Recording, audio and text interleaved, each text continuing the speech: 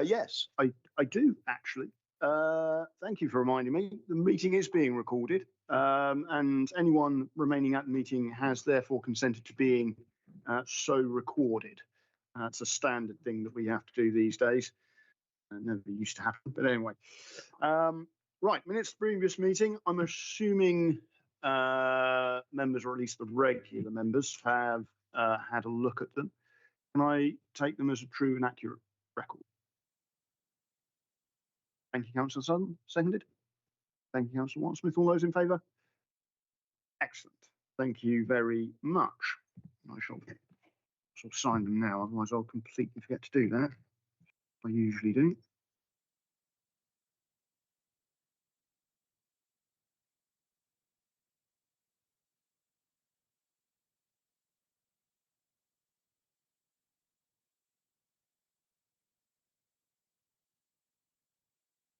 Next one is our apologies for absence, and we've got a few absentees and substitutions to go through.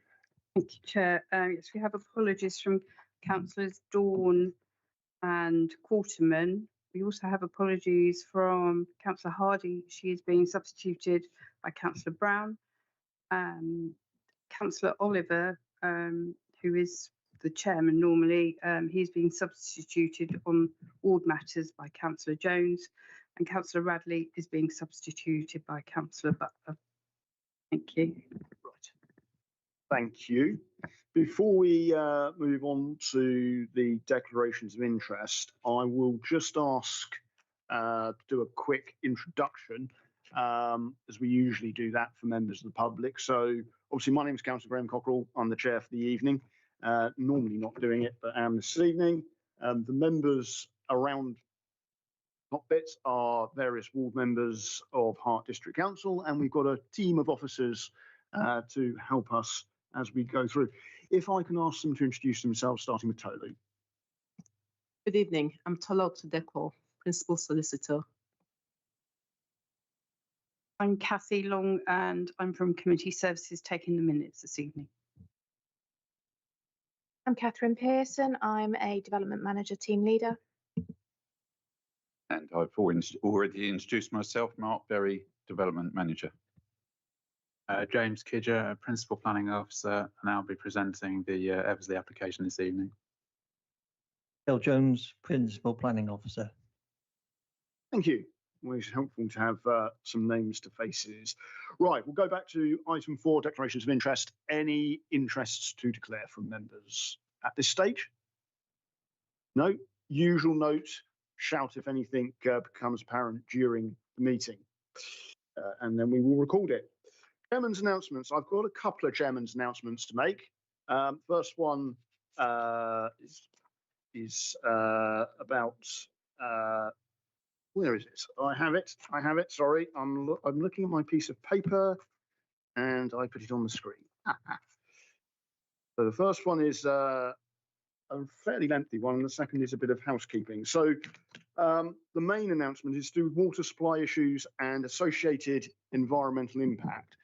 So members may be aware of recent reports of water resource constraints in the Basingstoke area, where South East Water, along with Natural England and the Environment Agency, have raised concerns about the growth proposed in their local plan. These responses have drawn attention to potential challenges around future water supply to serve new development in the affected areas, and the associated potential environmental impact of continued water abstraction at Greywell and other locations. It is important to note that the area affected is not limited to Basingstoke and Deane, but extends into adjacent authorities, including areas in the west of Hart District, including Odium, North Walnborough and Hook, as well as some of the more rural areas around Long Sutton to the south and Rotherwick, Mattingley, Heckfield and Bramshill to the north. Officers are currently working closely with the other affected authorities, the Water Company and the Environment Agency, to establish what this might mean for decision making and plan making in the future. A more detailed update will be brought to the September meeting of this committee relating specifically to decision making. This will set out what is being done to understand the issues, the current position of South East Water, and the Environment Agency and their relevance to development in Hart District. Whilst the evidence is emerging and is currently unclear, we will need a handling plan for the applications and for live applications and future proposals. To this end, the intention is for Hart District to take a proportionate approach based upon the available evidence and as far as possible to work with neighbouring authorities to that end. We have jointly commissioned advice from Council to inform our emerging position. Please look out for the report in next month's agenda, which apparently promises to be a busy one.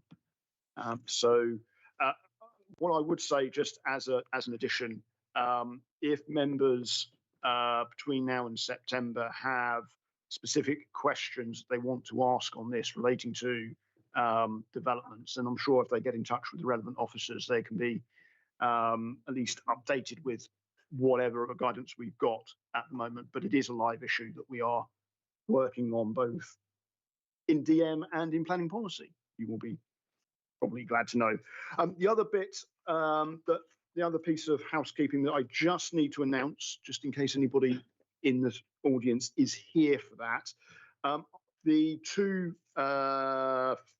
last agenda items, Lowfields and land adjacent to Hares Lane, they've both been withdrawn from the committee this evening because they have basically they've got issues relating to the new national planning policy framework, and so they are being withdrawn to check whether or not. Can I just add to that? Yes, the officers withdrew it because of the new NPPF statement. The applicant didn't. No, that's fine. Thank you. Can I clarify that though? Yeah, It please. was at the applicant's request. Okay, thank you. Yes, it is. No, thank you. But I'm sure once those issues have been resolved, then we'll likely see those back again. Right, that's the end of the chair's announcements. Item 5 then is the draft minutes of our management enforcement subcommittee from 27th of July to receive the draft minutes. Councillor Southern, you're the chair of the subcommittee, I believe. I am indeed the chairman of planning enforcement, and I just think that we're doing a jolly good job on enforcement in this district. We have some really, really good people looking after it. I'm very delighted to be the chairman of that meeting because I think they do a really good job. And I said that at the meeting.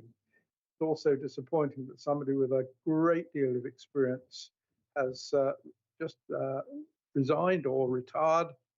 But there we are. That's the nature of things. But I asked the committee to accept the minutes as they're set. Thank you. Anyone got any questions on the minutes? Okay. Yes, Councillor. I seem to think we added something in to go into the report.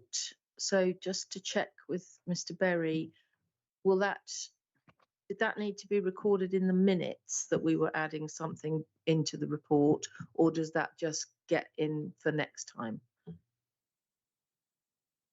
Yeah, can I just seek clarification? Are we talking about the report going to the September committee regarding the enforcement subcommittee? Yes, that.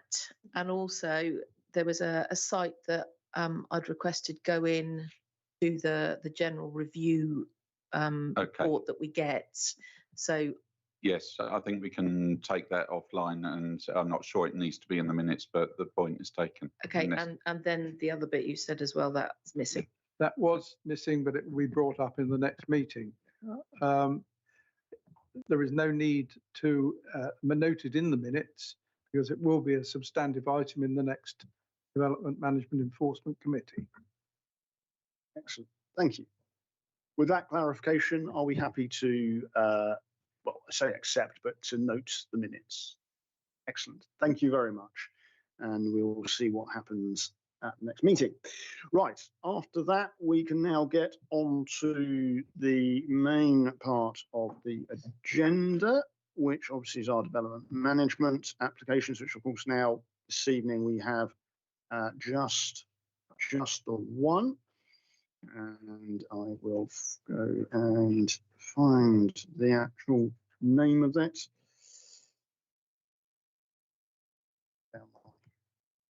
Sorry, my computer's decided to go somewhere I didn't expect to go to at the moment. So it's land at Eversley Centre, Reading Road, Eversley. And we'll start, as always, with the officer presentation. Off you go. Thank you very much, Chair. Let me just bring up the presentation onto the screen.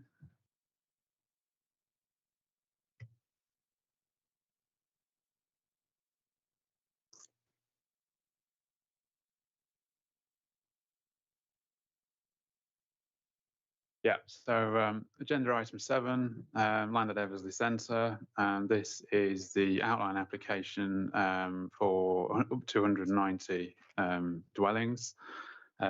SANG, suitable alternative natural green space, up to 500 square metres of Class E commercial floor space and associated works. It is an outline application, so we are primarily considering the principle of development. We're also considering access tonight, but all of the matters, so appearance, landscaping, layout and scale are reserved for further consideration. And as it says there, the scheme has been amended during the course of the application to incorporate an extended SANG and an updated drainage strategy. So firstly, the red lined location plan denotes the application site. So you can see that there.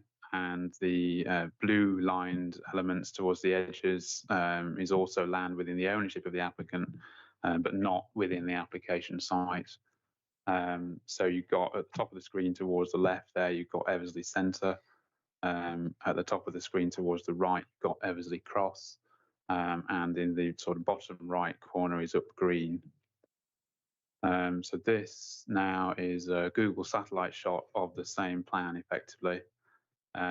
So the area where essentially where the dwellings are proposed are the 2 fields just south of the Reading Road at the top of the screen. There are a couple of tree lines across those fields. They bound to the south by the woodland, to the east and the west by the spurs of development, just sort of jutting south from the Reading Road. So effectively, the application site has 3 sections, and you've got that section between the Reading Road and the woodland, which is where the dwellings effectively would have to go. You've then got the woodland itself, and then you've got that sort of section of land at the easterly side, which is where Hollybush Farm currently is, and that will become SANG land alongside the woodland. So this is an indicative master plan of the scheme. Indicative, of course, because this is an outline application, but we are considering the accesses. So the main access right at the top of that image onto the Reading Road, and secondary accesses off Hollybush Lane for a pedestrian and emergency access to the main part of the site, and the SANG access just on the southeasterly part there. So a close-up now of sort of the indicative plan of the dwellings nestled in there, directly adjacent to the existing Eversley Centre settlement. So just outside the settlement boundary, but adjacent to it. Again, it is indicative. A lot of that detail will be settled at reserve matter stage. We are considering the accesses. So point number 1, which is the access onto the Reading Road, we're looking at that. And point number 3, which is the pedestrian stroke emergency access onto Hollybush Lane. And this again is a zoomed in shot of part of the SANG. Again, we're looking at the access off Hollybush Lane at the northerly part of that drawing, so the centre point to the north. And again, the detail, the layout, the landscaping of that would be settled at reserve matters, albeit certain key details of that SANG would be secured via the legal agreement. So this is a technical drawing of the main access that would come off the Reading Road. So there are visibility displays marked on that drawing. We have had vehicular tracking diagrams. There's too many of them to show all of them here, but we have had those, and they have been considered by the Highway Authority. You can see there that the access would punch through a section of woodland adjacent to the Reading Road, and that is illustrated on this next drawing. So you can see there the sort of path that would be punched through the woodland. Trees to be removed or have the red circles, and trees to be retained have the green circles. So this is an extract from the tree protection plan that was put forward. You can also see towards the centre and the bottom of that drawing, the sort of red edge rectangles, which is where the tree lines are currently on the site. And 2 of those tree lines would be removed, and there'll be photos of those in a short while. So some photographs of that access point. This is looking west along Reading Road towards the point of the access, which would sort of be just opposite that wall you can see directly centre shot. This one is looking east from the same point, and you can see the Golden Pot public house there in the centre of the shot. This next one, just a bit further along to the west, and that is almost at the point of the proposed access, so which would be opposite that wall you can see on the right, and so it would just be on the left there in that tree line. This is a bit further still. Again, you've got the wall in the centre of the shot. The access would be just opposite that. And for those members on the site visit yesterday, you can see that island there that would be retained. This one is a close-up of that access point, just looking directly at it. So it'd probably be more or less where that 30-mile-an-hour sign is now. This is the technical drawing for the Hollybush Farm access, which would serve the Sang. On this one, the tracking is actually marked, but you can see there the visibility displays are marked with the purple dashes. Again, this has been considered by the Highway Authority. And some photos of that now. So that is looking directly at the current access. So that access would serve the Sang. And that is looking east along Hollybush Lane from that access point. Next one is looking north up Hollybush Lane, sort of towards the Reading Road. And then this is the emergency access, the pedestrian access, which would be located a little bit further along from that last photograph, just to the north of Sherlock Lee, which you can see there on the right. Again, we've got the visibility displays, and we've got tracking, which again, there's quite a lot of tracking diagrams, so I haven't included them here. And some photographs of that. So this is looking north. You can see Sherlock Lee on the right. The access would be just beyond that point. And this is a close-up shot of that access point, approximately in the centre of that photograph, on the left-hand side of the road. So this now is the proposed cycleway between Eversley and Yateley. So running from Marsh Lane in the west to Crosby Gardens at the easterly side. So that is at the bottom right of that shot. And that would include 2 traffic islands you can see there at the top of the screen, one at either end. It would span sort of the junction there. And this is the same area, but just shown on the Google aerial shot, just to see there that, so it runs from Eversley on the left-hand side to Yateley on the right, just the road name shown there. This is taken from Google Street View. This is showing the Eversley end of that cycleway route, that shared path. So you can see there on the very far right of that shot, you've got the existing footpath, and the proposed cycleway would sort of take up from the left-hand side of Marsh Lane, so the B3016, just so you can see there. It would run round the corner just beyond that 50-mile-an-hour sign, and then there would be that crossing that we saw in the previous shot. This one is taken from the middle of that route. You've got Fox Lane on the right, and it would run across that, so you'd have it spanning that. And the other end, Crosby Gardens, you can see the existing footpath, which is where that terminates at the edge of Yateley, and the path would run just to that point on the left. Important to stress at this stage that the cycleway is not a guarantee. It does depend on a potential reduction in the speed limit on that section of road. If that could not be achieved, then there's the possibility of a departure from standard. But the Highway Authority cannot guarantee either of those things, which is why they've asked for a potential contribution in lieu if it could not be delivered, and that is mentioned in the report. This next one here shows the public rights of way in the vicinity of the site. So you can see footpath 18 on the left, sort of towards the left-hand side of the site, or the northerly part of the site. You've got footpath 16 running east to west, sort of between the fields at the north, where the dwellings would be, and the woodland to the south.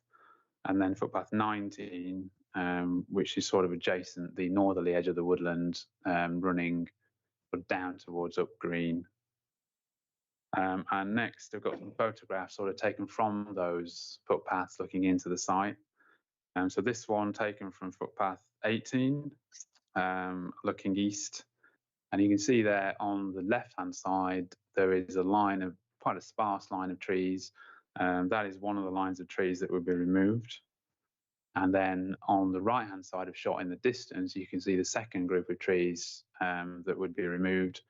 And these correspond with those red rectangles that you saw earlier on the tree protection plan. Next shot, this is now looking north from footpath 16, and that is showing one of the lines of trees to go. Next one, again, this is looking from footpath 16, and this is looking in a more easterly direction under the power line. Again, that second group of trees there is more now towards the centre of shot in the distance. This one is taken much further along, sort of at the junction or near the junction of footpath 16 and 19. And this is looking north. So that second tree group to be removed is now sort of towards the left of shot, more towards the foreground. And we're now panning right, so that's more towards the east. Again, the power line. You can see footpath 16 there just stretching away across the fields. And that is sort of looking northeast towards dwellings. So on the left-hand side there, they're probably on the south side of Reading Road from here. Panning again. So this is now looking more or less due east. Again, footpath 16 on the left. You can see the beginning of footpath 19 on the right. And that is a track leading to Hollybush Farm. And you can just see the farm buildings in the distance there, slightly on the right of shot. This one is taken from footpath 16, looking sort of more southeast. You can see footpath 19, just denoted by the fence, sort of hugging the woodland. And again, you've got the buildings at Hollybush Farm, all of which would be demolished on the far left of shot, just in the centre.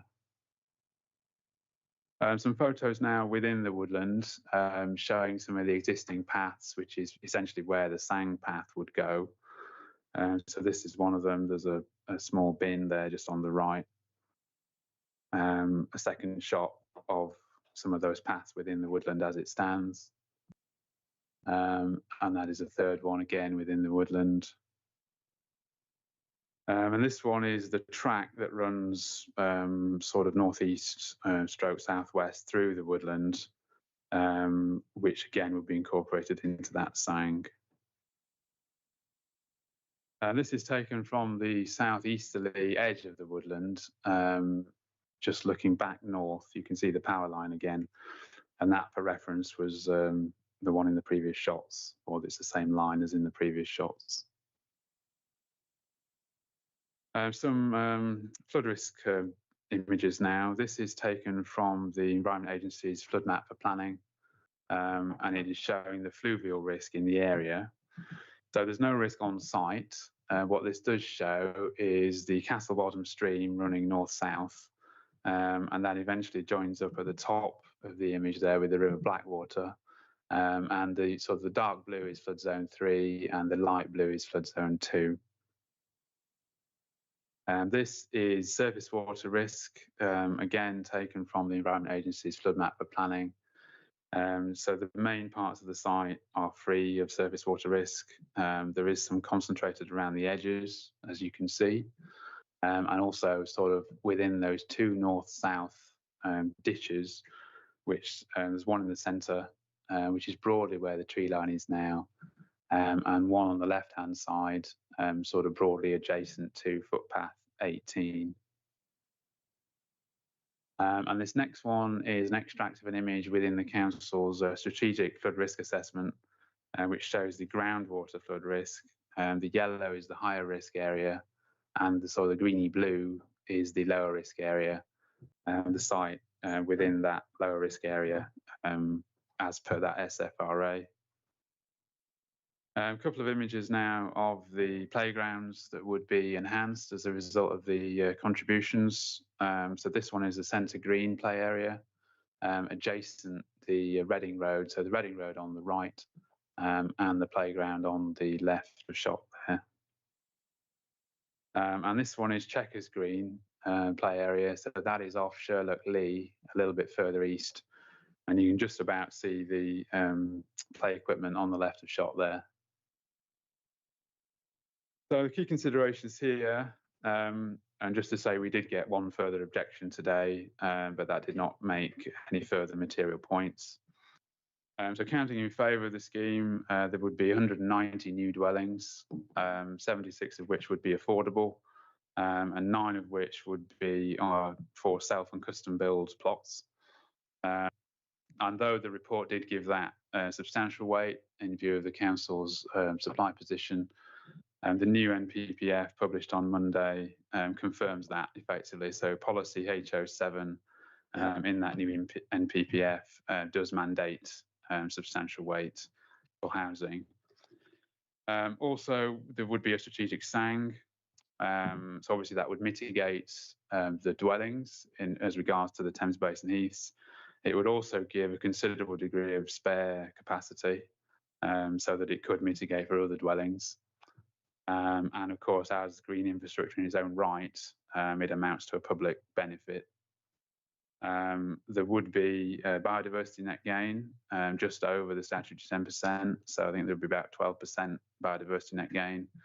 There would also be woodland management as a result of the SANG. The drainage system, which would likely reduce flood risk elsewhere, essentially by intercepting rainwater on the site, storing it, and then sort of controlled discharging it into the adjacent ditches. But set against all that, so firstly, we've got conflict with the council's adopted spatial policies.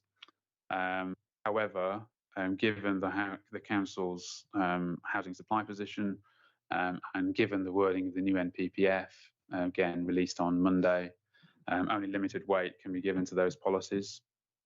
We've got locational sustainability, and given the sort of the general lack of facilities in Eversley itself, there would not be, for most journeys, a genuine choice of transport mode. However, that is mitigated to an extent, but only to an extent, by the primary school within walkable distance, and by the measures that are proposed as part of the scheme. So there would be a demand responsive travel service, a car club vehicle, That cycleway we've previously seen between Eversley and Yateley, or potentially a contribution in lieu of that. There would be a contribution towards the council's cycling and walking plan, and there would be potentially some Class E space on the site itself. But nonetheless, it does count against the scheme overall. Then you've got the character and landscape impacts. So in visual terms, there would be a locally significant visual effect, albeit limited further afield, because the site is relatively contained. The sheer number of dwellings would enlarge the size of the village to the detriment of its character, but the positioning of those dwellings and the existing settlement pattern means that we have concluded it would not be sort of out of keeping with the existing pattern. There's also limited harms in relation to neighbouring amenity, trees. Obviously, we've seen the loss of some trees and the loss of agricultural land, which is approximately 9 hectares. It's not close to the level required for a natural England consultation, so limited harm there. So overall, officers have concluded it's relatively finely balanced if you're looking at it on the flat balance effectively. But of course, given where we are on housing supply, we have to apply the presumption in favour of sustainable development in the NPPF. And the new version of that is policy S5 in the version that was released on Monday. And the test there is that the development should be allowed unless the harms would substantially outweigh the benefits.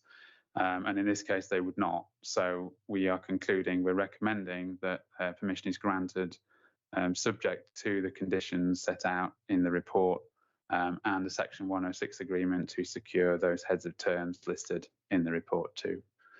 Chair. Thank you. Before we go to the public speaking, we'll go to questions of the officers. Councillor Wildsmith, I saw your hand.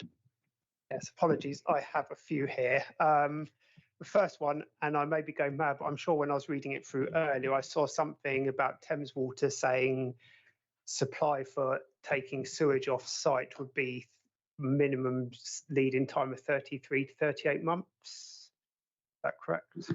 Yeah, so they've estimated 33 to 36 months, 36 months sort of being the top end estimate. But given the timescales of the application, so if you apply the standard timeframes, so you'd have 3 years to submit reserve matters, that would have to be considered. Then you'd have another 2 years to implement after that. It sort of does fit within that timeframe. So that is why we've concluded as we have. I think it's paragraph 17 of the report, that effectively that does not make the scheme undeliverable.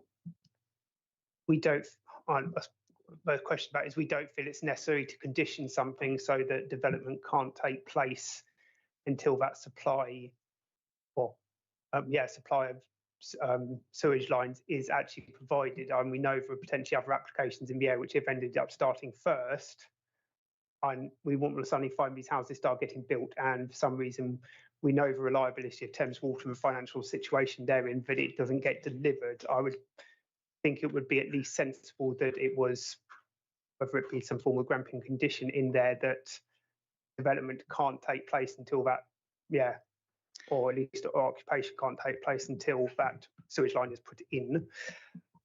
Yeah, so that is condition 11. Okay, apologies, I'd missed that one. Cool.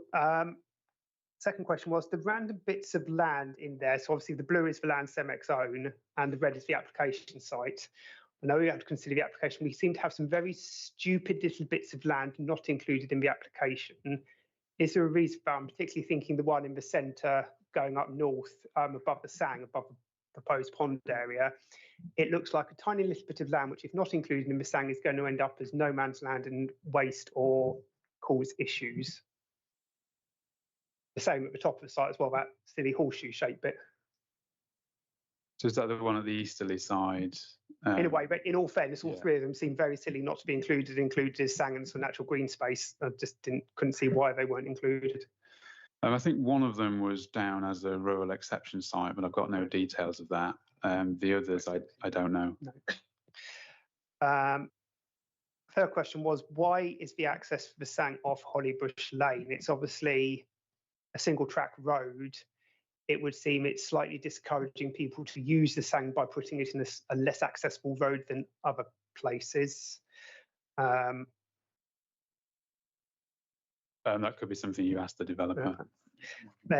Next one was, why can't, I didn't quite understand why the cycle footpath can't be guaranteed. Obviously, if we're building developments, we want them to be sustainable, we want active transport. The route to Eversley to Yateley is not passable without a cycleway or footpath. And any contribution in lieu, what would that contribution go towards? And otherwise, we've got no active transport link between Eversley and Yateley. Yeah, so the reason we can't guarantee the cycleway is because it's subject to separate procedures for the Highway Authority. So in order to achieve it in a policy compliant way on the highway side, there would need to be a reduction in the speed limit from 50 miles an hour to 40. And that requires a separate process that we've got no input into. If that couldn't be achieved, the second option is to depart from standard. Again, that's a Highway Authority process. It's a separate issue. Cool. So although I think there's probably more chance of it being delivered than not, we're not in a position to guarantee it. And that's why we would secure the contribution in lieu, which potentially could go towards that cycling and walking plan. But that would have to be considered if we got to that point. Only two more, you'll be pleased to know. The Sang area, are they making it looking at so that paths are accessible and usable for people in wheelchairs with disabilities, etc., or are they planning on leaving said woodland paths as they are? So there would be some change to those woodland paths, some slight widening. They would be laid with hogging, some of them, but those details, those like the really detailed bits, would be looked at reserve matter stage for layout. And the final one, we're content because obviously it showed the surface water, the north-south ditch, which once built over, that north-south ditch isn't going to exist, and we're going to have a load of houses on the land. We're happy that our displacement of that water, which is currently going through that ditch and would cause issues, isn't going to actually be exacerbated by the building over of said ditch. So that ditch is envisaged as part of the drainage scheme. Okay. So the ditch would remain, and yeah, so when they tank the rainfall and there would be a controlled outflow, some of it would go into that ditch and some of it would go into the one on the westerly side. So the ditch would be retained. There's just that small tree line would go. But I think the reason for that is the trees are very poor quality. Thank you. Thank you. Councillor Forster. Thank you, Chair. And I guess to be technically correct, I should declare an interest as a Hampshire County Councillor and the Executive Member for Highways and Passenger Transport. Mm-hmm. So those two issues are at the forefront of my mind. Having read this, I've got a couple of questions, therefore. First one, if I may, is the proposed demand responsive transport bus service and the fund of £873 for 14 or 10 years potentially for it. In other areas, we have not had any suppliers come forward in heart effectively for a demand responsive transport service. If a supplier can't be found for a DRT, what would happen to the 873,000? My understanding is that the applicant would provide that themselves, but it is something I think we would have to make provision for in the Section 106 as to if it couldn't proceed, what happens to the contribution. But I've not had any, there's been no doubts raised from the Highway Authority as to, the assumption has always been it would proceed, but potentially the money runs out at some point and then we can't guarantee it will proceed in perpetuity. But the question hasn't been raised as to if it couldn't proceed at all. My understanding is the developer makes provision for that themselves. But is it a detail of that we would have to look at as into the 106 negotiation as to if that were to happen, what then happens to the money? Okay, the reason I query it is there's 873k ostensibly for 14 years, although the county's queried it as 10. That works out at 60k a year, give or take, for a service that runs from 6 a.m. to 8 p.m. that needs staffing, a vehicle, running and operating costs. It doesn't sound like that is sufficient for the developer to do it. Do you think it is? I think you could perhaps put that question to the developer. Highways have taken quite a sceptical line, shall we say, on this issue. And so I think their estimate is perhaps on the more sceptical side, and the developers obviously is more optimistic. But in relation to the monies, I would suspect that it would be an arrangement similar to the cycleway, where we would take the contribution in lieu and put it towards something else. But I've got no information as to what that could be yet. We would have to raise that with Highways, I think. And that's why I asked the question. I notice also that there are no bus stops planned. I know with demand responsive transport, it's potential that it can run door to door effectively. But with no bus stops and no waiting areas planned, that poses a potential problem. Would it be feasible to request or require within the development at least one bus stop? My understanding of the DRT scheme is it's more like a taxi service, so it does go door to door and you have to pre-book it. So it's not a scheduled service that will be stopping at a particular point at a particular time. It's almost like a minibus functioning as a taxi, picking up people from their doors, sort of in a circular loop. The routes aren't set. It is entirely responsive to the needs of the people booking it.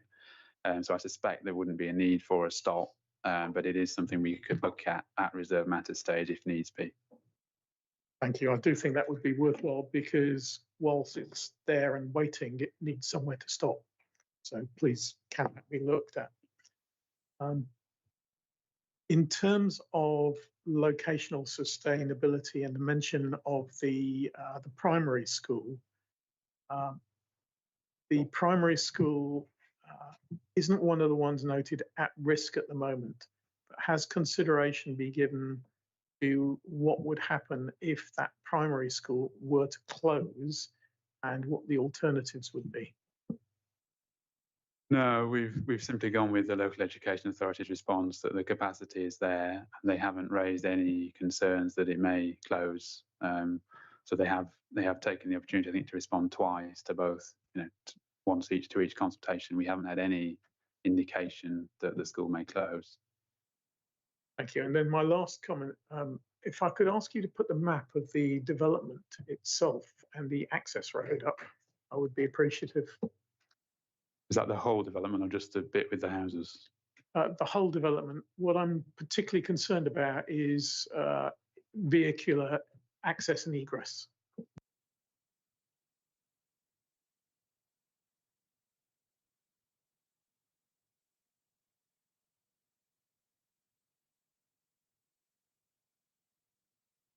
And if you could zoom into the road access off Reading Road, which I believe is the only access, is that right? Bear with me.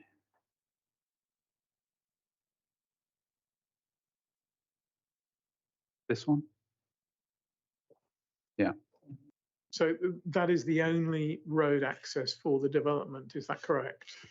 That is the only vehicular access, yes.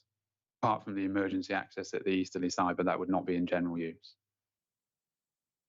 We've noted on other developments such as Edenbrook that have a single point of access, and even Eltham Heath, which have dual access, that for various reasons that access can be constrained.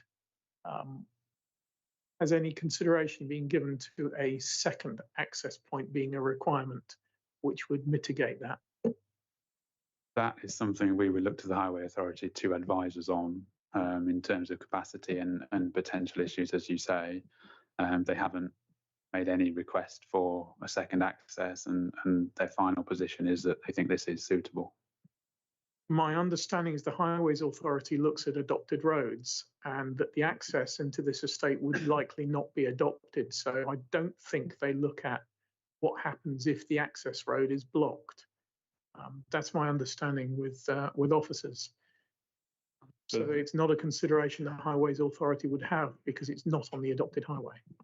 I mean, in terms of adoption, I think the accesses themselves would be governed by the legal agreement and the subsequent Section 278 agreement with Highways. So the standards would be controlled, I think, through that. But no, in terms of sort of suitability of accesses, we would expect Highways to be saying that if they believe that one access was unsuitable, we would expect them to be saying that.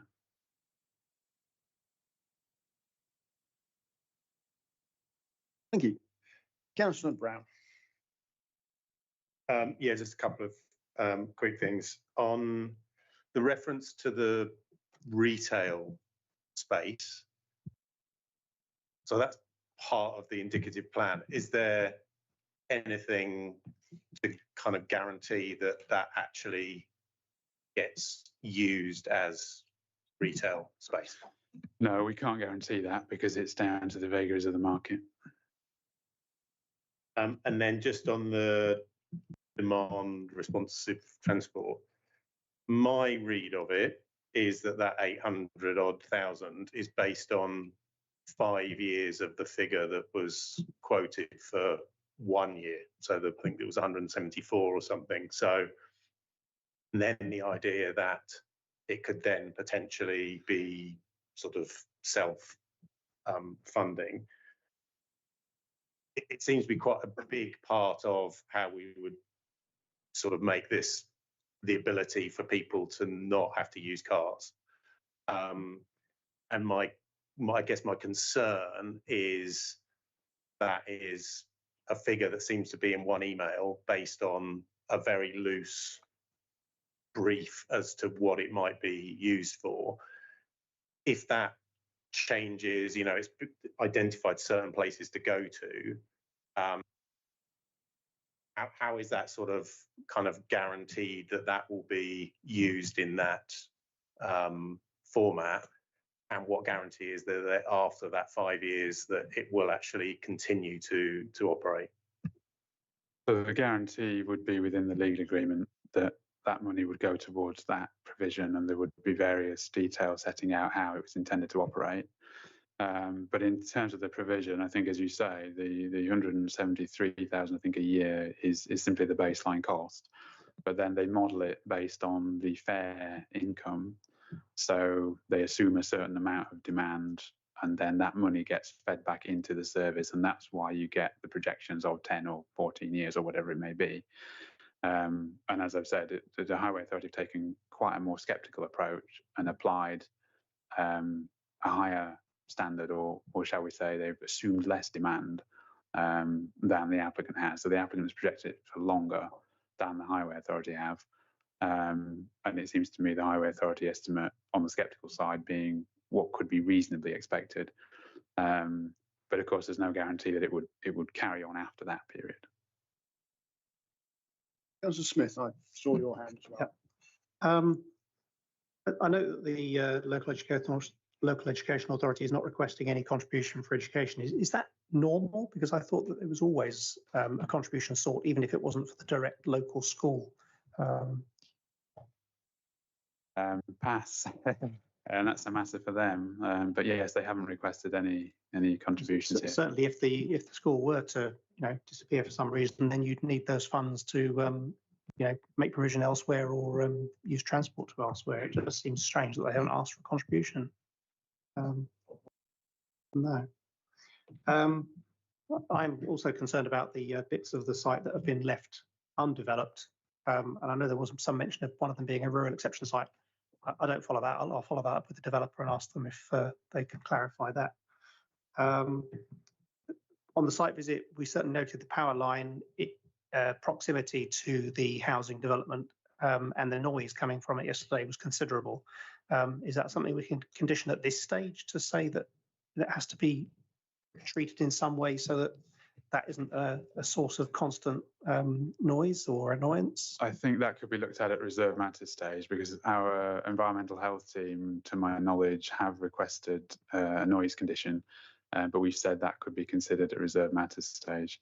I mean, that was in relation to road noise, but the same principle would apply. So talking about acoustic insulation, window specification, that kind of thing. And I also have the concerns about the cycle path not being guaranteed, given that we're accepting that the primary mode of transport will be private car. And I know there's other measures in there to try and offset that, at least initially.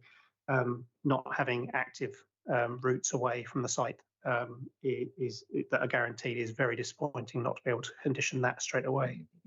Yeah, and that is just down to the procedural matters on the Highway Authority side.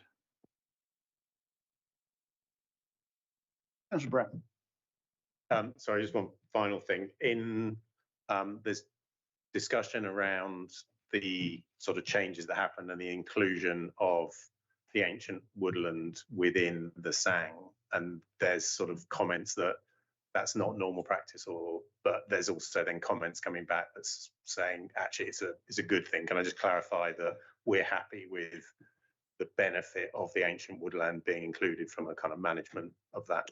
Yeah, so Natural England, who are the statutory consultee for this, have not objected and said they're content to include it, subject to the management provisions, which would be secured in the legal agreement and the SANG management plan. And our own biodiversity officer, who is the Natural Environment Manager, Mike Barry, he is content with it as quoted in the officer report. In fact, he was quite keen on it. Thank you. Right, we'll move to public speaking section, and then we'll have an opportunity potentially to ask some questions of the speakers. We've got three this evening, full house. We'll start with Eversley Parish Council. Can I ask Councillor Philip Todd to come to the microphone? Chairman, before I start, can I ask whether there was an addendum? There is. There is an addendum sheet. It's quite a long addendum sheet as well. Can provide you with one actually, if that would be of help.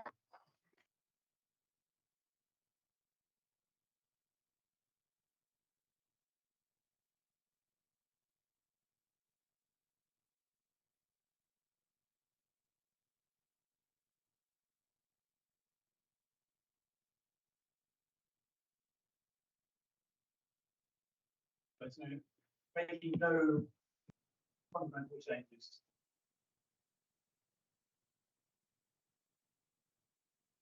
I think that's a matter of opinion, but I'll ask Mr. Berry. Chair, no fundamental changes to the recommendation, but obviously the report itself is needing to be amended to reflect the new pagination and the correct sections of the MPPF, which are now updated.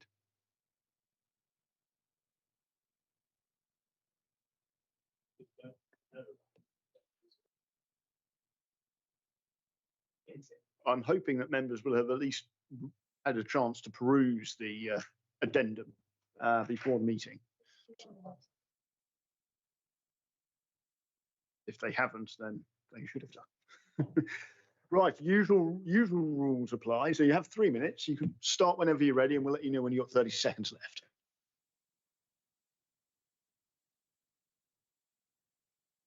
I have read the committee report and am impressed at how even-handed it is. On pages 43 and 44, it sets out the benefits and the harms, and it finds that there is a very fine balance between the two. It then tilts the balance in favour of granting permission because additional housing on any site in Hart would contribute towards the 5-year figure. That adjustment is flawed. At paragraph 17, the report addresses deliverability of the proposal due to the reported inadequacies of the sewage system. The report notes that Thames Water made no suggestion that upgrades could not come forward in a reasonable timeframe, and concludes the site would therefore produce some dwellings that could be occupied within 5 years. This conclusion is totally irrational and cannot be derived from the knowledge that was available. Neither Eversley Lower Common Sewage Treatment Works nor Longwater Road have any spare capacity. Some months ago, Thames Water acknowledged that there were, at Sandhurst Sewage Treatment Works, had severely restricted additional capacity. An entirely new sewage treatment works will be required, but Thames Water will be unable to design, let alone build it, until the new local plan is adopted. This will set future housing levels and inform Thames Water whether it needs to design a sewage treatment works for hundreds of houses or for thousands of houses. There is no prospect of a new sewage treatment works being operational within 5 years, and no prospect of that the site will contribute to Hert's 5-year housing supply. The tilted balance should never have been applied. However, this argument is now purely academic. Since the publication of the new MPPF on Monday this week, there is no paragraph 11D and no such thing as a tilted balance. The report cannot be used to determine this 30 application. seconds remaining. The proposal is contrary to Policy 5, paragraph J1 of the MPPF, inasmuch as there is no existing proposed availability of sewage infrastructure, existing or proposed availability of sewage infrastructure, so the application must be refused. If this site were delayed and became an allocated site in the local plan, Hart District Council could require 57% or more affordable housing on the site. To settle for 40% of affordable housing at this stage limits the scope of the local plan review and severely undermines the prospect of providing affordable housing in the time period of the local. Thank you. Thank you, Councillor Todd. Have we got any questions for Councillor Wildsmith? It's more a point of clarification on from officers over a point. My understanding is that the availability, a lack of ability of a sewage network is not a reason for refusal, and we can't take into account the timescales of that. It is that the water companies have a legal obligation to be able to either provide running water or provide sewage collection. Therefore, their inability to do so isn't a reason, or their timescales of able to do so aren't a reason we can use in determining an application. Is my understanding of that correct? It could be a reason if the water company was saying there is no prospect. But in this case, they are saying that it could be delivered within 33 to 36 months, which does tally with our timeframes, standard conditions for commencement, etc. And given that it is the water company themselves saying that, we've got reasonable grounds to believe that can deliver the infrastructure, and with the Grampian conditions that we've attached, that is the sort of resolution to the matter. And also clarification for any members of the public who may be watching as well about the point raised that tilted balance no longer exists, and the fact we obviously need these housing numbers. Yes, it does exist, just in a different form. So what was paragraph 11D is now policies S3, S4 and S5. Thank you. Councillor Smith. Kind of another point of clarification on similar lines there, which is that my understanding is that the reason the tilted balance is being applied, or as it's now called by other words, is because of a failure to have the 5-year housing land supply. But that does not mean we have to apply, or we can't apply that 5-year limitation on one particular site. It's a calculation overall that says that we haven't reached a certain target, therefore, and the only reason we haven't reached that target is because the target is being changed.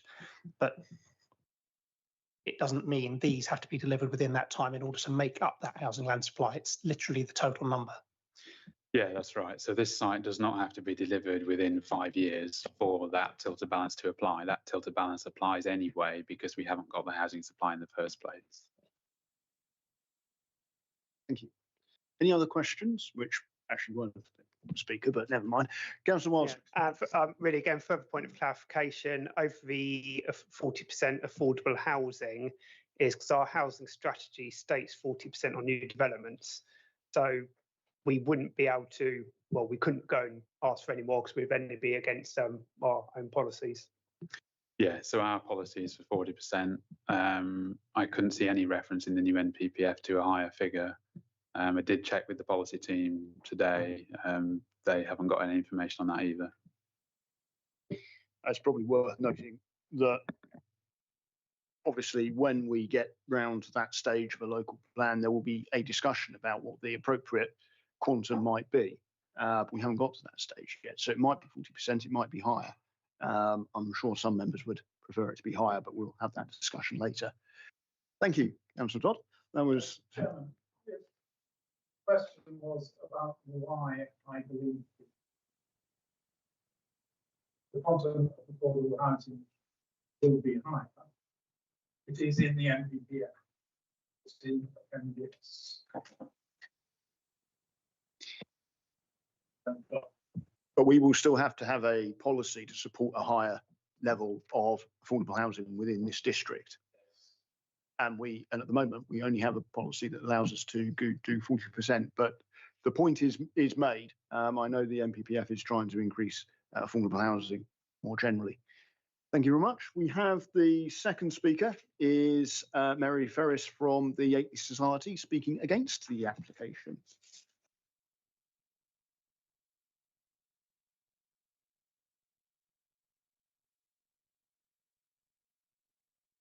Can you put the microphone, just the main button? Sorry. Thank you, Chairman and Councillors. I speak on behalf of the Yateley Society, which is a local civic society, which, despite its name, also covers Eversley. We respectfully urge you to defer this decision. If members are not satisfied on the evidence before them, permission should be refused. As you've heard, there is a new National Planning Policy Framework which came into force on Monday, and the tilted balance test in the December 24 framework is no longer applicable as the National Policy Framework. It's not a minor technical matter. The report describes the benefits and harms as finely balanced, but recommends approval only because the former tilted balance is engaged. Paragraphs 102 to 104 are central to that recommendation, nor can the conclusion that the policies SS1, ED1 and NBE1 are out of date simply be carried forward. Members must now apply policy S5 and the relevant national decision-making policies alongside the development plan. Under policy S51J, development outside settlements proposed to address a housing land shortfall must physically and functionally be well related to an existing settlement and of a scale capable of being accommodated, having regard to existing or proposed infrastructure. The evidence before you doesn't establish that. We've heard quite a lot of discussion about this. On the well-related issue, the report accepts that for most journeys, future residents would have no genuine choice other than the private car. That goes directly to the new policy TR3. Limited demand responsive service for 5 to 10 years, you've heard debate about that, a one-car club vehicle, a possible cycleway, potential contributions towards future works, and a flexible small commercial space do not demonstrate a genuine and reliable choice of sustainable travel modes. Rural context is relevant, but it doesn't disapply TR3. For those of you who are not so familiar with Eversley, there are no shops. There are very few leisure facilities other than pubs, and there's no secondary school. 30 seconds remaining. You've heard what Councillor Todd said about the infrastructure for foul water. I would remind you that Cemex is not a developer. It needs to sell the site first. And until it does so, the proposed condition prevents occupation until the phasing plan is agreed. So they've got to sell the site and get the Section 106 agreement signed. We recognise that 76 affordable homes would be a material benefit, but that doesn't remove the need to apply the current policy framework. Can I ask you to bring your remarks to a close? Yes. Mary, thank you. So I just would like to say in conclusion that members need a revised and published officer assessment applying the new NPPF, applying the applicable policy S5 route and explaining why how its requirements are met. So we would respectfully ask you to defer this, the decision on this application. Thank you. Thank you very much. Do we have any questions for the public speaker? No, thank you very much. Thank you. And finally, we have Greg Smith of Tor & Co speaking on behalf of the applicant.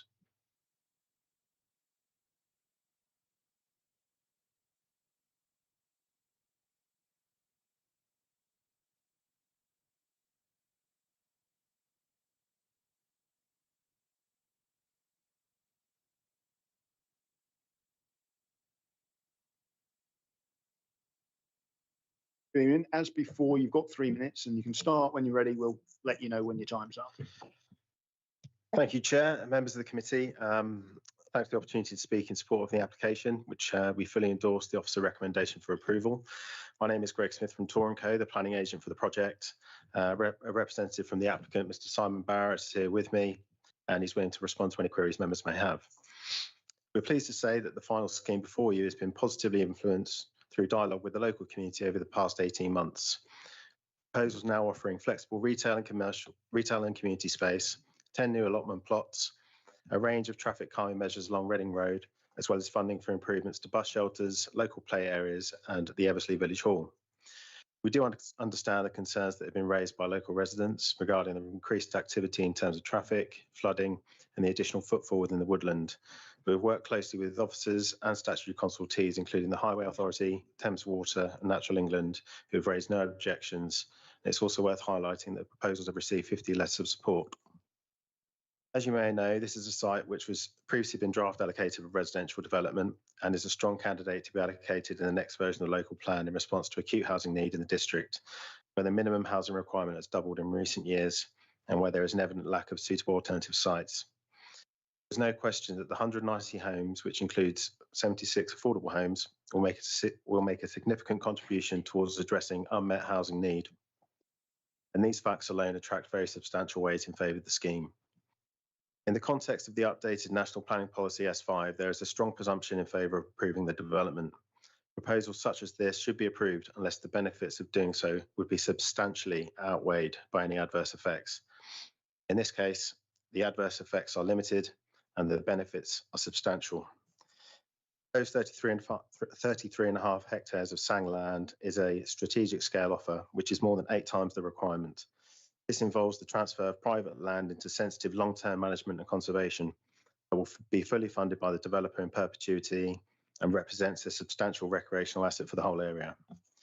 The package of transport improvements will create new and enhanced walking and cycling routes, and the scheme will also fund a community minibus service for both existing and future residents over a 14-year period to improve transport connectivity to Yateley and beyond.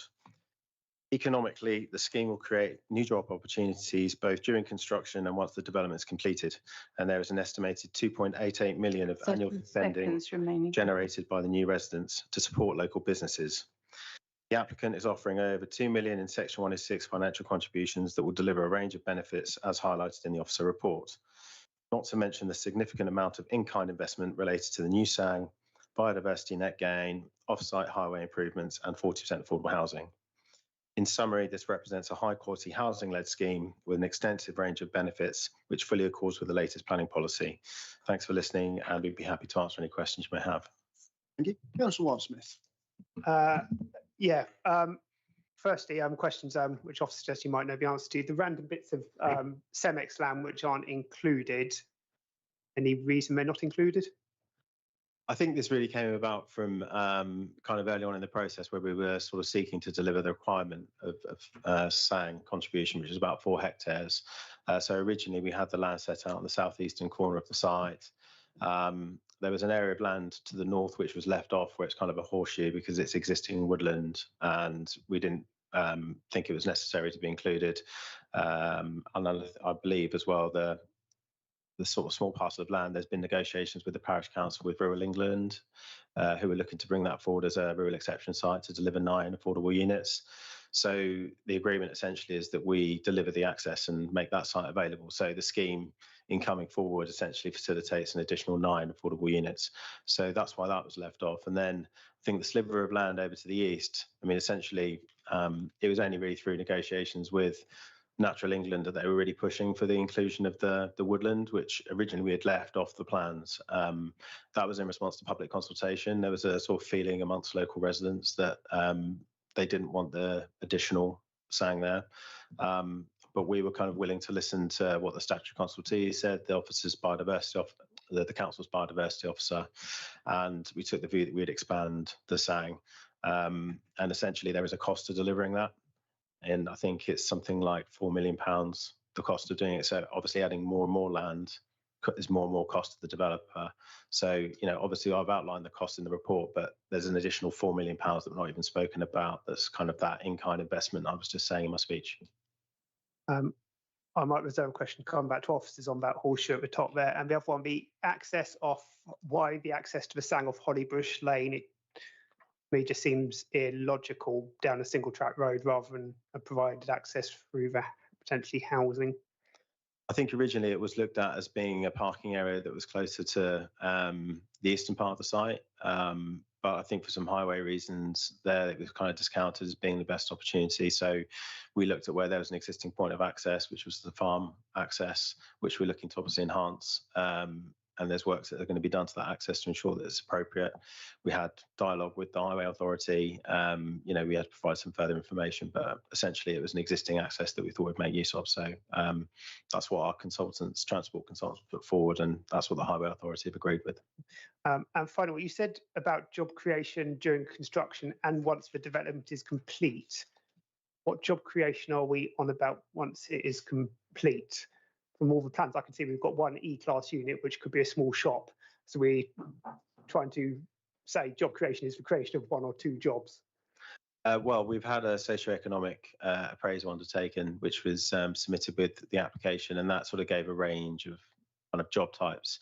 It's probably quite hard to estimate because depending on the use, it would generate different types of jobs. But essentially, if it was a convenience shop, which is kind of the main intention, we know that that's something that the village doesn't have. It's something that residents said they would want.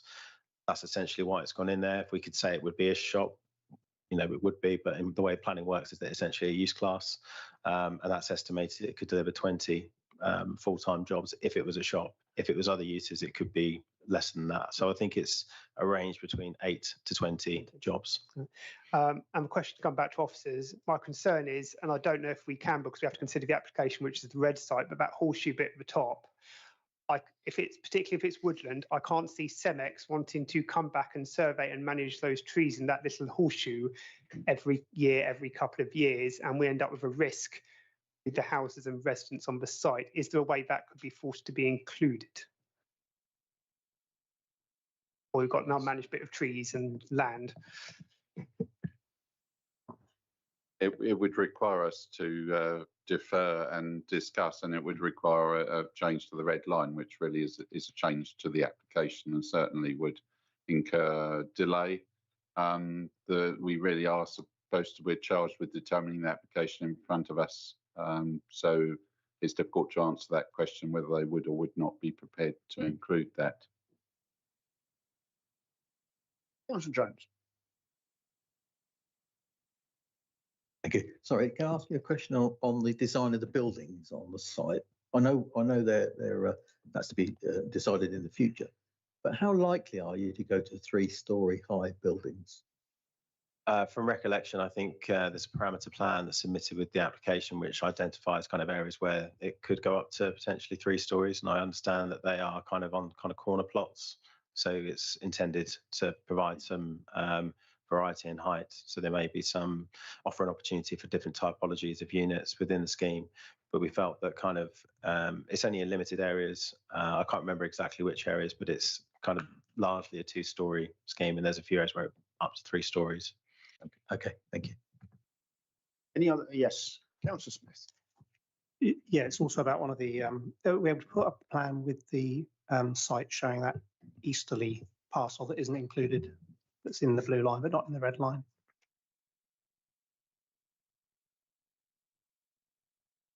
And that for you.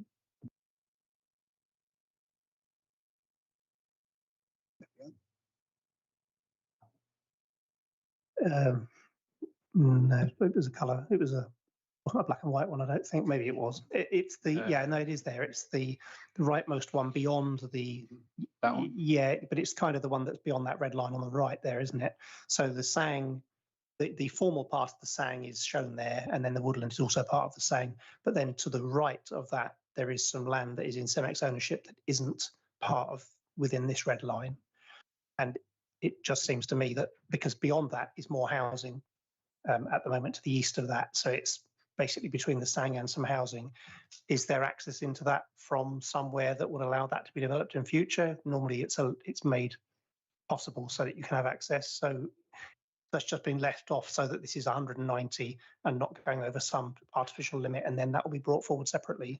We're not able to consider that at all. I think we're talking about this aspect. Yes. So as it stands, my understanding is that there's no access to that, but it is outside the site, and potentially another application could come forward, but that's not relevant to tonight's discussion. Thank you. Thanks. Any other questions for officers or speakers? No, thank you very much. Thank you. Conclude the public speaking at that point, so we can now turn our attention to the debate. Members have obviously had a fair amount of need to have a look at this and discuss it. Any questions? Let me just go up to the all the way back up to the start. It was easier when we had paper, to be fair. You could just go straight to where you wanted to do. Move a motion and we can start a debate. Right, so we have the motion in front of us as we have got. The addendum does make some references to changes in the NPPF, but doesn't fundamentally change the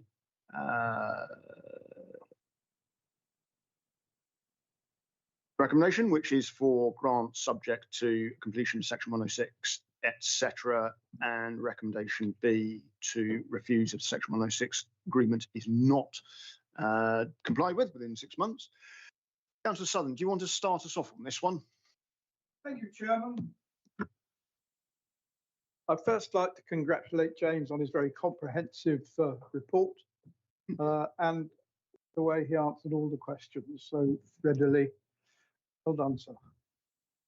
I'm glad the other two applications that were funded, that were billed for this particular meeting were withdrawn because they were going to create an awful lot of discussion too. I'm absolutely certain on that. But unless I hear any fundamental reason to the contrary, I would urge the members of this committee to refuse this application. We heard at the beginning of the meeting when the chairman actually read out that detail about South East Water. We do know that South East Water is under enormous pressure in this area. And although they say we're going to get more information about it in the next month's meeting, I think that's premature. There is no doubt at all that there is a fundamental shortage of water in this area, and South East Water have explained in no uncertain terms that large-scale developments such as the one that is proposed at Murrell Green they're going to be impossible to serve that site with water, and this is equally fundamentally deficient in that respect. As far as Councillor Todd actually raised up the business of the sewage system, which is quite clearly inadequate, and Thames Water say they can do something between 30 and 36 months. Well, the Abingdon Reservoir, the one between Abingdon and Wantage, was said to be finished by the early 2030s. They're now saying 2040. So I have no confidence at all that Thames Water will come up within 30 to 36 months with a reliable plan. And I do not think we should allow this application to go ahead unless we have detailed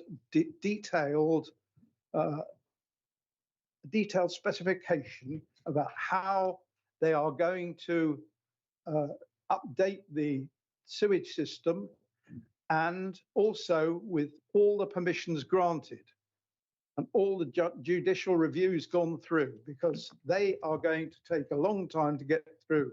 And I think if anybody thinks that Thames Water will be able to complete this in 30 to 36 months, I think they're in cloud cuckoo land, frankly.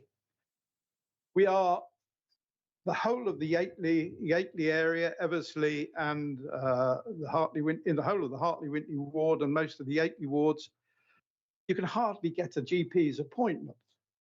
And therefore, we are deficient in that respect. We've got hospitals where people are being treated on beds in corridors, getting A&E, you can wait 4 to 12 hours in A&E.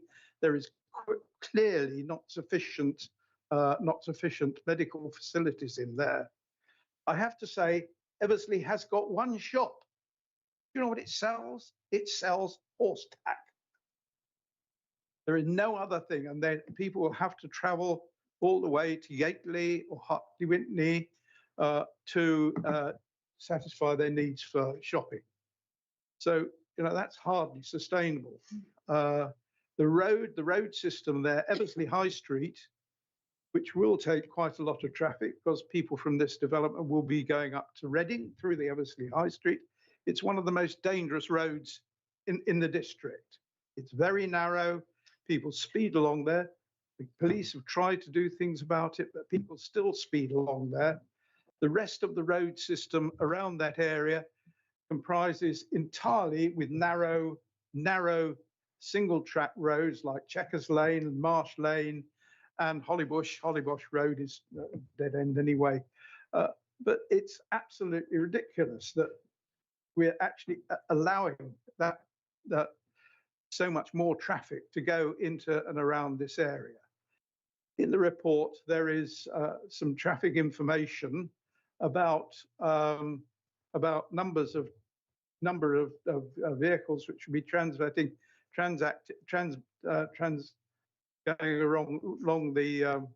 going along various roads and things like that. I think the aggregate was about 90, just under 90.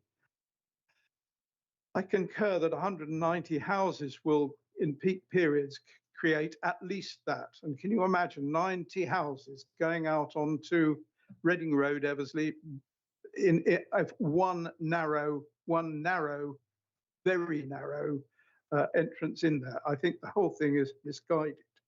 And if we look at the addendum, the development would address unmet need for housing. That I agree with, but it has to be physically well related to an existing settlement.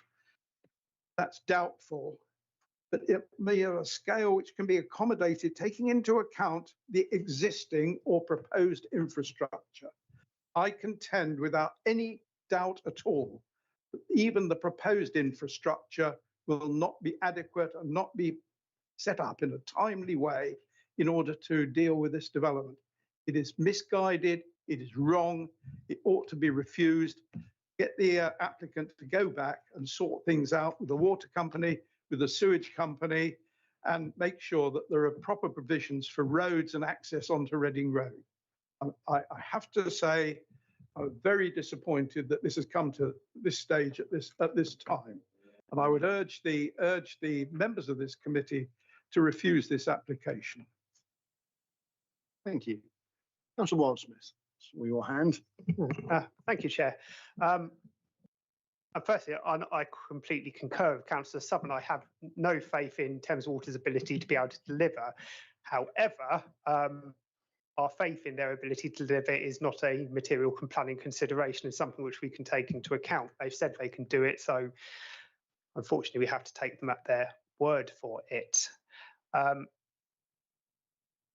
If we look at the new S5 and new MPPF, it's even might not be the old tilted balance, but it's now even more strongly in favour of tilting the balance to as their default yes position now than the old tilted balance was. It even removes settlement boundaries out of there and basically gets rid of them.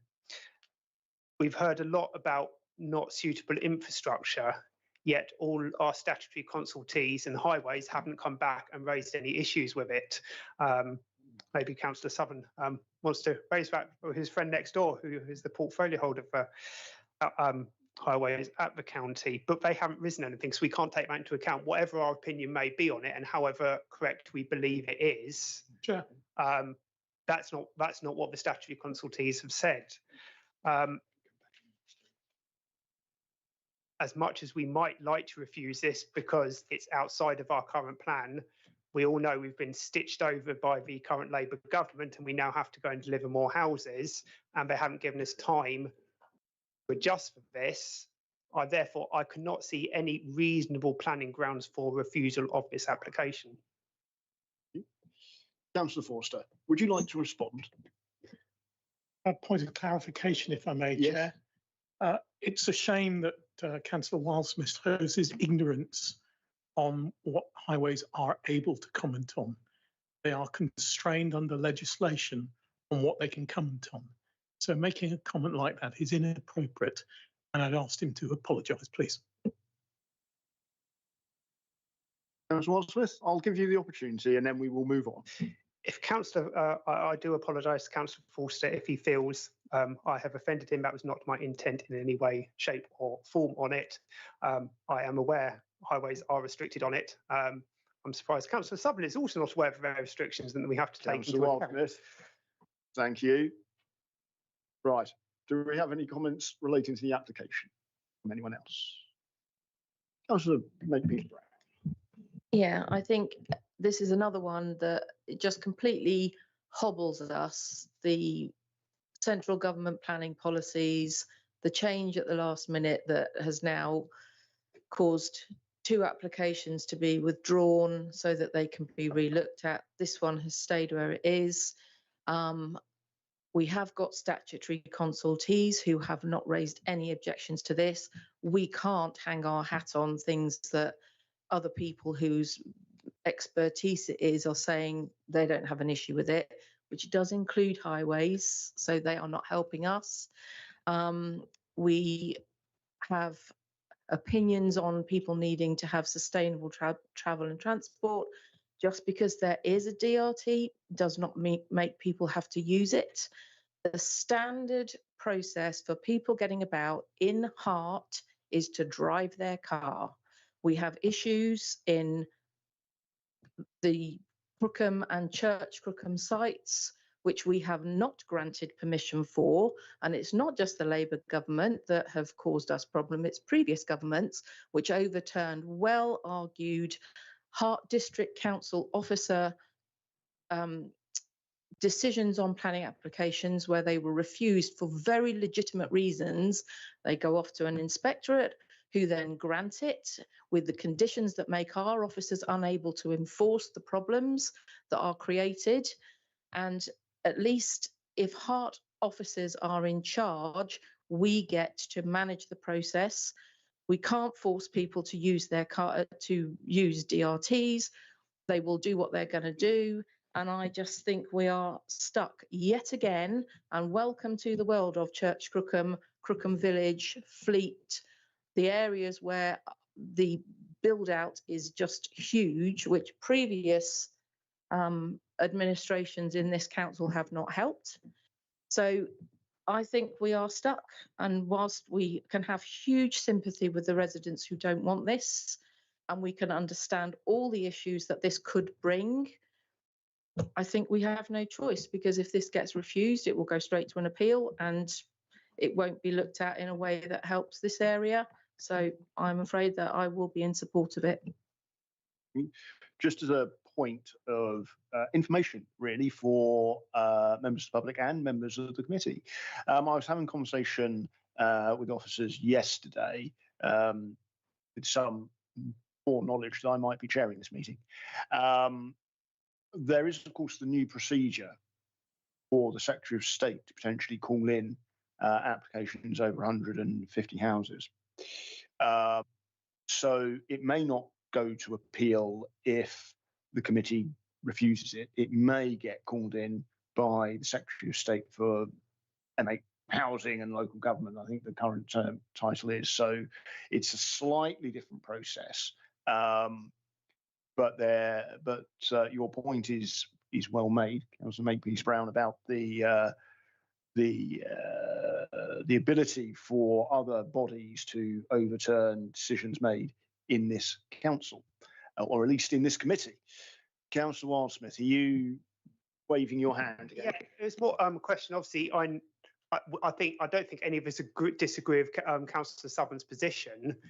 And if we're to go down that route, we obviously know we need to write those refusal reasons down tonight. What actual planning reasons have you got you'd want us to use for refusal? Councillor Wildsmith, the point is valid. Can we not sort of ask directly members? Can we go through the chair? Through the chair, can we find out what points Councillor Southern may like to use? Because I don't know if we've actually even got any we could potentially use. Well, when we get to a point where we're concluding the debate, I shall certainly ask Councillor Southern if we're looking like that's an option to provide us with some suggestions. And then it may be that we will need to adjourn the meeting for a few minutes whilst officers collate them into actual reasons. But at this stage, let's see where we get to. Councillor Smith. Thank you, Chairman. I think I'm going to echo a lot of the points that have already been made, but my major concern is over the sustainability. It will be private car dominated. Even the car club is effectively private car by another means, but the response to transport, we've had it in Hook, had it in Hartley Wintney, where there's a bus provided or funding for a bus provided, and eventually it disappears because it can't self-sustain after a certain period. So it becomes a car dependent location.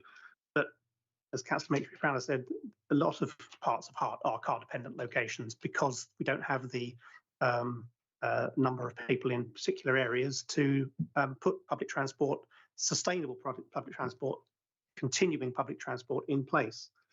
I'm very disappointed in the cycling and walking not being able to be guaranteed, because that's the one thing where you could say you at least put that in, and therefore it's not car dependent for all travel. But I was going to raise the new procedure as well, because it isn't just a case of we can refuse it. We literally cannot refuse it. We can say we're going to refuse it, and then it has to be referred to MHCLG, and then they decide whether our refusal has any merit or not. And it very much depends on what grounds we come up with. We've had no objection from highways. They do look at capacity of the roads and safety of the junctions. They do look at that, and they haven't raised any issues. They haven't said there needs to be 2 exits or anything. They would have to mandate that if they didn't think it was safe or there wasn't the capacity. The NHS has simply requested funding, and then they'll deliver what is required. And we all know that the NHS generally is under strain and it's hard to get an appointment. That's absolutely true. But they're not saying, oh no, we can't have this, we can't take any more. They simply say they want more funding. South East Water, we've had that already. There is a condition in there. There'll be no occupation until confirmation has been provided that all foul water network and sewage works upgrades required to accommodate the additional flows have been completed, or there's a phasing plan that would allow it to be progressively completed. So it's there. That's all we can do. It's all we can put in place. We can't, say, oh, we don't believe them, unfortunately. my major concern over the isolation of it being a car dependent area. I don't see what grounds we can refuse it on, but I'm willing to listen to whether there's any of those come up from other members. Thank you. Anything else? Councillor Forster. Thank you, Chair. I agree with Councillor Makepeace-Brown in terms of vehicle usage in our area is evidenced to be really high. Although we're trying to change that through the LC whip and other mechanisms. Highways are absolutely right to say they can't guarantee a cycle and footpath as proposed, 3 metres wide. I note the document said that some of the land is in Cenex ownership. Some of the concerns raised about speeds would require a public consultation.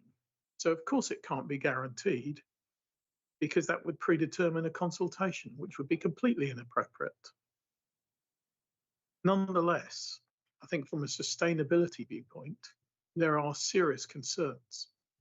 And my desire would be to ideally delay any decision by this committee till those can be properly addressed, because I don't think they have been.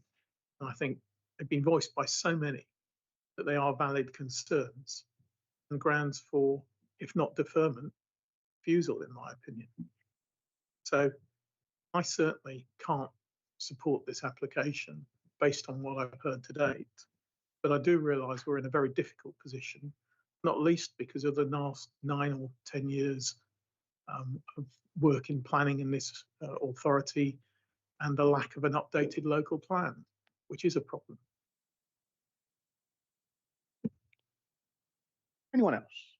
Councillor Brown, you were on the site visit as well, so good to hear your. I mean, to some degree, not to want to repeat what's been already said, but I guess for me, the sustainable side of it is something that I think is material. And I take the points about we use cars in this area. I think for me, the particular point here is the distance to anything. So it's the distance to train stations, it's the distance to healthcare, it's the distance to supermarkets. You know, there's in this plan, there's no guarantee that there will be any local shop added. There isn't a guarantee around the cycle path. There's no, obviously, requirement for that kind of taxi service to be used. And it's just that where it is located, you know, the nearest railway station, you know, being 4 miles away or whatever, and actually to get to one that's on a main track is even further than that. And so I think that is a material point with this particular site. Thank you. Anyone else?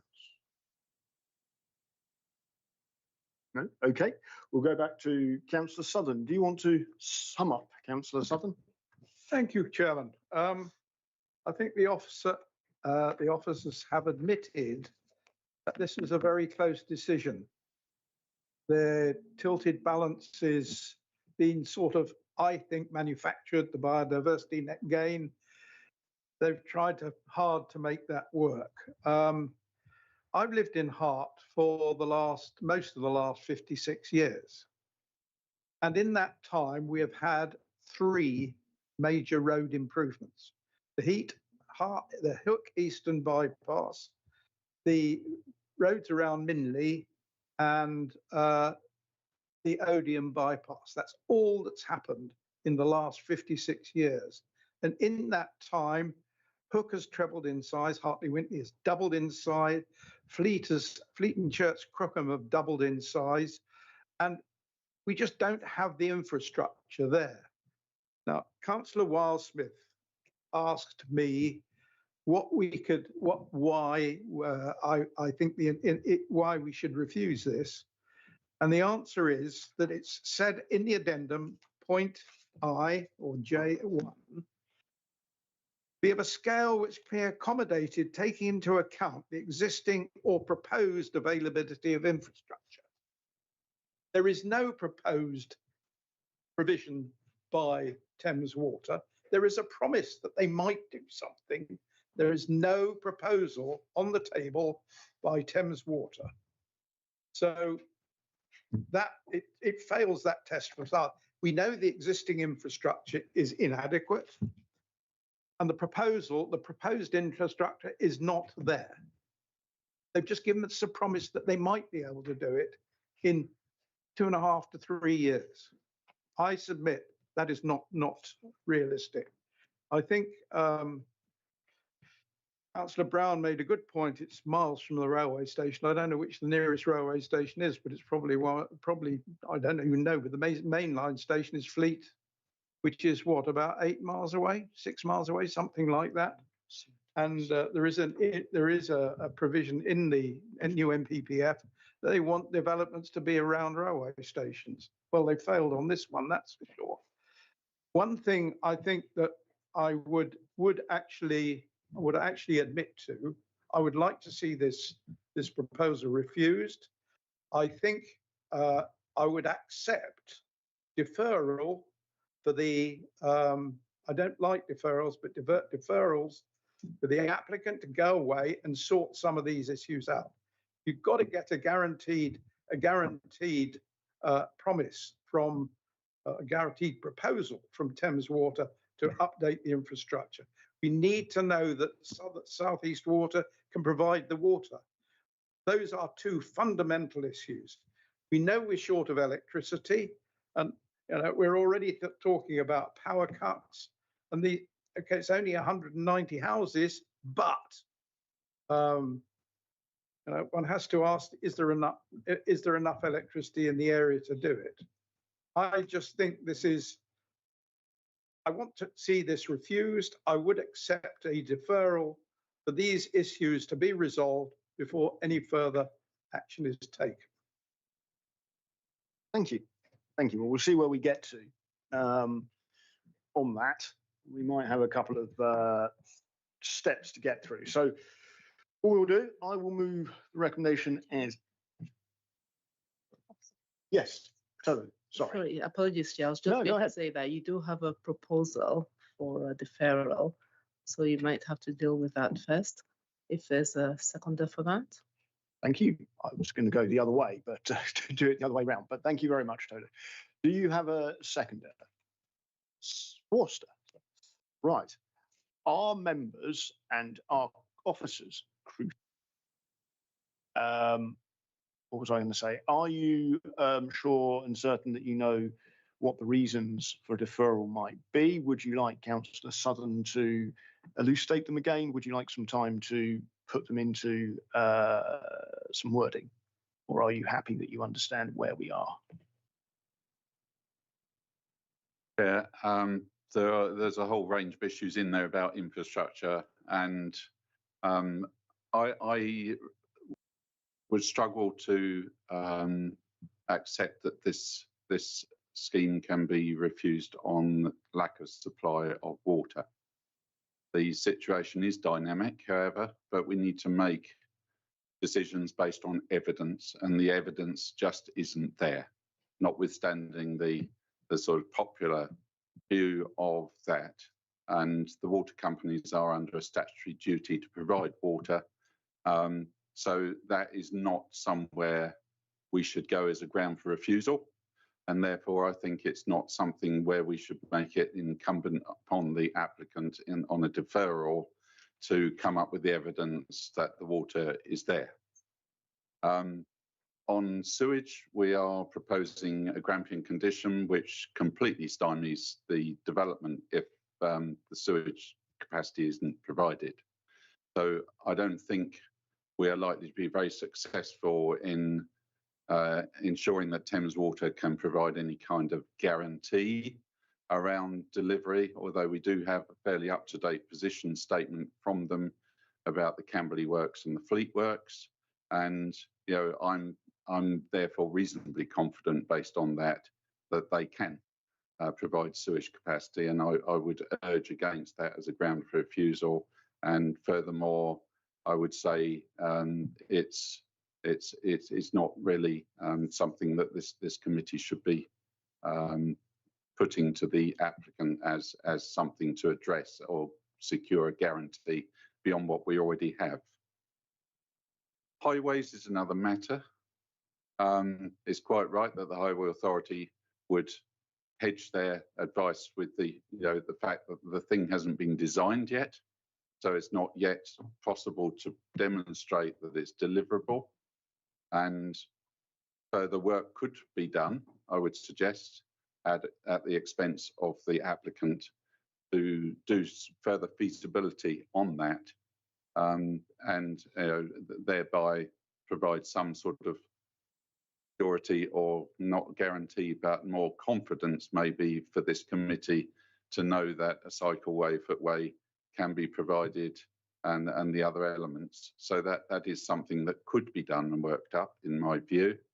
So if members felt this thing swung on the ability to deliver the cycleway, footway, then certainly that's something that further work could be done on. The bus provision, we don't have any evidence. Obviously, I've heard what Councillor Forster has said, but we don't have any evidence that this won't work. I've seen it work elsewhere myself, not in this county. But certainly maybe there would be an opportunity for the applicant to be able to inquire further and make a more full statement about the deliverability of that service in a more sustainable way, and quantify the costs more precisely. Although I have to admit I've not spent any time scrutinising what they've submitted, so I personally don't know how full it is. So I'm looking to my right. Yeah, so the Highway Authority have extensively scrutinised that DRT service offer, and that's why the projected period has come down. I think initially it was projected at 18 years, and then progressively, as that methodology has been tightened, it then came down to 14 years, and the Highway Authority are now saying 10 years. That I think we can take as a fairly robust assessment. So 10 years seems to be the reasonable period.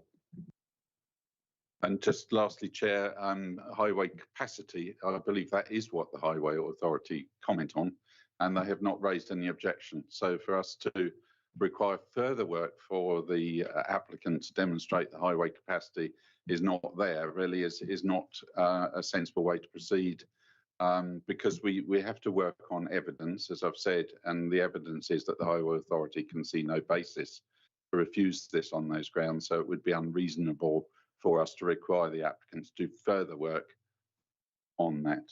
I'm looking to my right again. Yeah. It's just a further point on infrastructure. Obviously, we have the heads of terms securing the contributions that have been requested by the statutory consultees. Correct. So we are delivering that aspect. We're not failing to deliver contributions that have been requested. Yes, I meet monthly with the ICB, and they are very content with the figure which has been prescribed for the health provision, for instance. So I think we need to be careful not to be throwing lots more at the applicant. But yeah, I would say it would be reasonable and rational to defer for further exploration of the cycleway, footway, and the sustainable responsive bus service. But other than that, I think most of what else has been mentioned would not be reasonable to put to them. Yes. Forgive me, but what is the Grampian? Does the Grampian condition say? Does it prevent any occupation until the sewage system is sorted? Yes. Yeah. Yeah, it does. So they can go and build, and if Thames Water take 10 years longer than they expect, they'll have a redundant housing estate. Correct. Yeah. And how are we going to enforce that? Because I know there are certain areas, certainly in my patch, and as a member of the enforcement, as I've been a member of the enforcement subcommittee for a very long time, and been chairman for the last 3 or 4 years, and we can't get situations where there was one in Odium not very long ago, where there was a Grampian condition and people were occupying them before. How are we going to stop that happening? because I'm damn sure that they want to sell those houses and get them occupied, regardless of whether the sewage can be removed or not.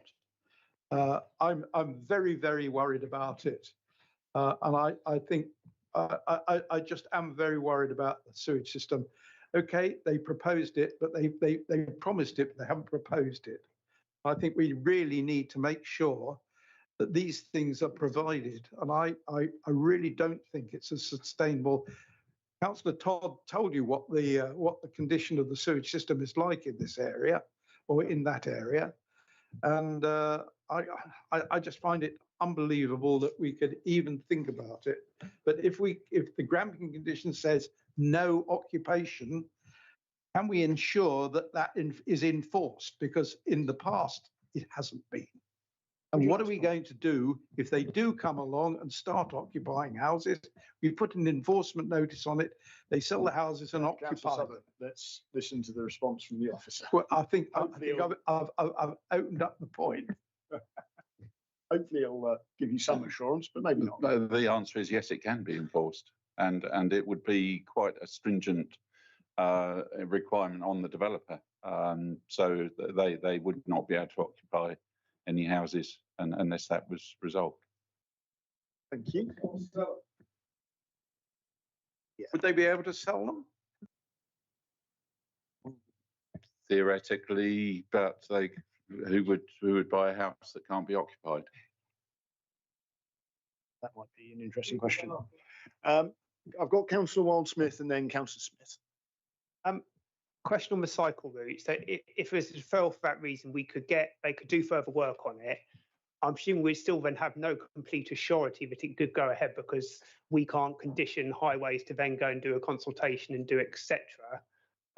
So we could still be left in a position where it looks more possible, but wouldn't go ahead. I think the question is whether they could go through the TRO process or the departure process without having planning permission in place, but we'd have to consult with the Highway Authority on that. Without permission in place, what would the reasoning be to drop the speed limit? Because it's only the permission and the scheme that would give rise to the need to drop the speed limit. So in some ways, it's a chicken and egg. I'm not sure whether the highway process could happen before the planning permission.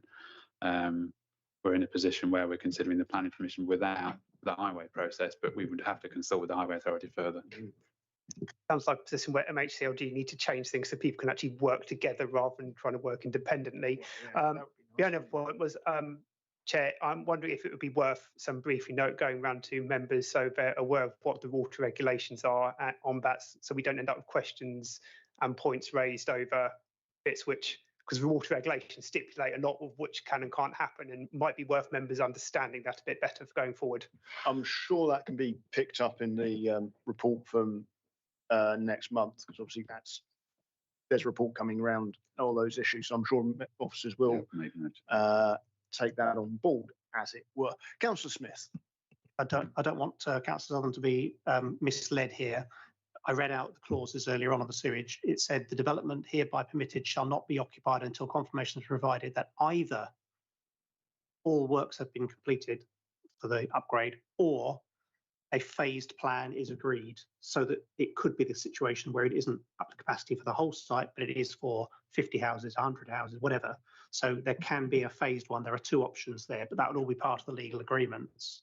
So I don't want to get you to feel misled. It isn't just, it isn't saying it must be all done. It could be that it's done in a phased way.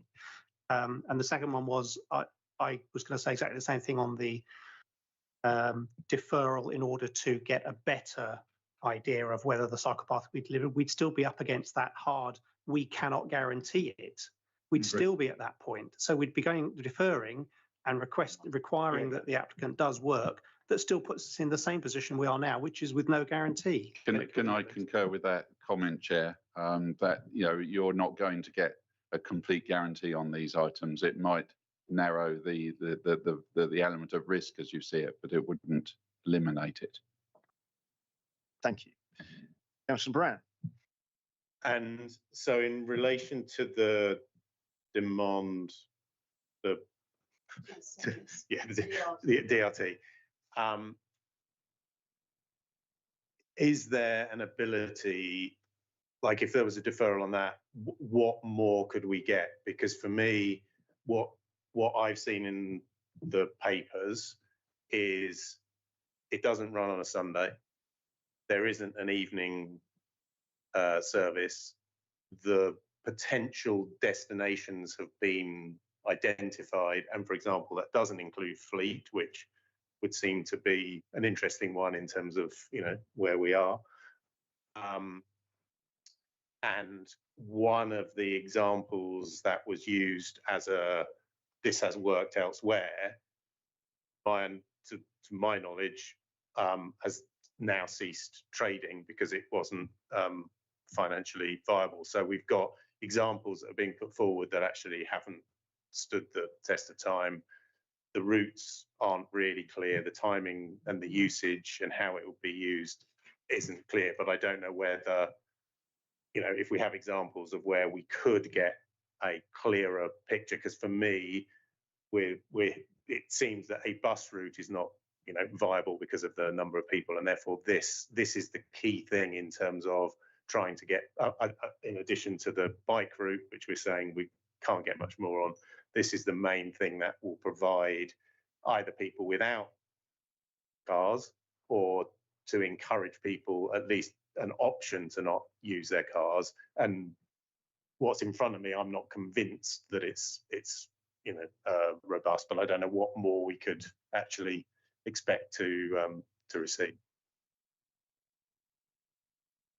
So we could ask further questions on detail if there are further specific points that you'd like clarification on. But I think the big issue with it is that its time limited nature, and there's nothing we can do about that. It will always be time limited because funding can't be unlimited. And what Highway Authority are saying is it's unlikely to go beyond about 10 years. So that is the offer effectively.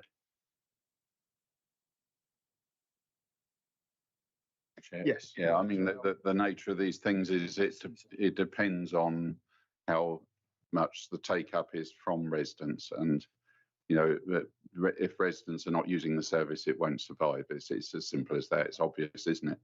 But we can ask the applicant to provide some more positive examples and explain how it can be made to work.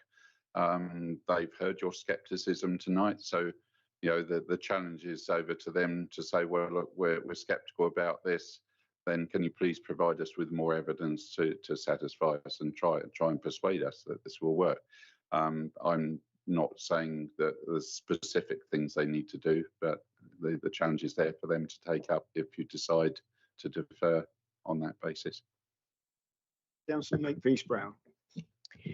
If we don't defer and we grant the outline planning as it is, I assume the applicant still has the ability to come back with changes to the DRT if they find a different solution that they can then run by the council if there is a proven need for it to be different. Is that something that could happen if they chose to do it and we chose to stick to what's in front of us?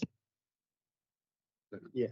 I think if an alternative proposal did come forward during the period in which we were negotiating the Section 106 agreement, and of course at that point we wouldn't have actually granted the permission, then it could still be put forward and we could still potentially return to the committee with it.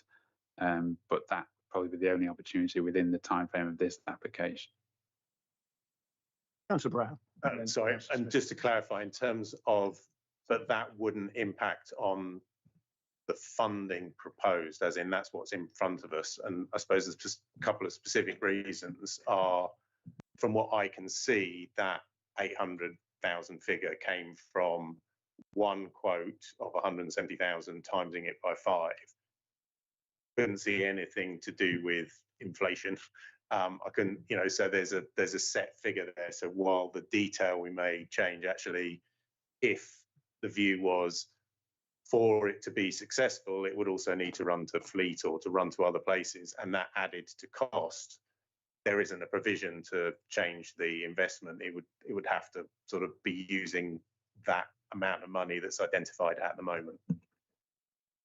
Yeah, unless they were putting forward more, but as it stands, the heads of terms before you are for that 873,000. So that has been formally put forward. And if the committee were to resolve to grant, that would go into the Section 106 agreement. And that's what we've been negotiating on the basis of. But any increase to that would have to come from the applicant as a further offer. Yeah. Thank you. Councillor Smith. We add any further condition regarding the demand responsive transport at this point, or would it have to wait to reserved matters to increase the detail in that? If we could add a condition that required them to submit a more detailed proposal with agreement with officers in that, would that be possible? Yeah, exactly what I was going to say. So, Chair, I would say that's something to feed into the 106 negotiations, because as you know, the permission isn't granted the day that it's decided to grant. It's granted subject to the 106, which takes months to negotiate. And in the course of that process, if there's a significant change or uplift in some way, we can keep members informed or even bring it back to this committee. But you know that's the time period in which to resolve this. So any particular points you wish to make about what you would like to see in there can be woven into the 106 rather than making it a condition on the planning permission. Thank you. Councillor Southern. I'm really disappointed that I'm disappointed for this reason. Hart is a very green district. It's a rural district. It's got a lot of green space in it. It's a very nice place to live. What we are going to do is to concrete over most of Hart in order to, and create gridlock on our roads, because we're allowing all this development to go ahead. I am considerably older than anybody else here. And it's up to you guys to stop it happening and to ensure that Hart remains the rural green district that we see today. We've had, as I said earlier, we've had enormous amounts of housing development in Hart. The numbers of people in Hart have all but doubled in the last 15, 20 years. And I regret that you guys are going to have to put up with that. And I am not, because I'll be dead. Thank you, Councillor Southern. Right, we do have a motion on the table for grant, which has well, we have that as well, but we have a motion for deferral, which has been seconded. I'm not sure, and I don't want to reopen a debate, but I'm not sure that we've got a clear set of reasons for deferral, Councillor Southern. You just only the cycle routes and response the demand response transport. Okay. Those are the only things really for deferral. But I do think I really do think that it's a distressing situation that we're slowly going to destroy the rural environment that we have. That's a fair point, and I'm sure we'll return to that in other debates in the future. Are members all content they understand the reasons that have been put forward for deferral before I go to the votes? I might want to make sure that you're all clear what the reasons are. If they disagree with them, that's up to you. Right, are we all ready?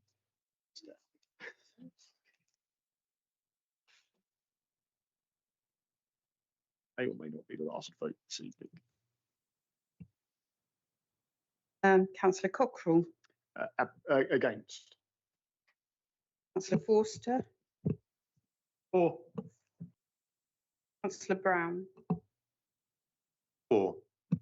Councillor Makepeace Brown. For. Councillor Jones. Against. Councillor Butler. Against. Councillor Smith. Against. Councillor Southern. For. Councillor Wildsmith. Against.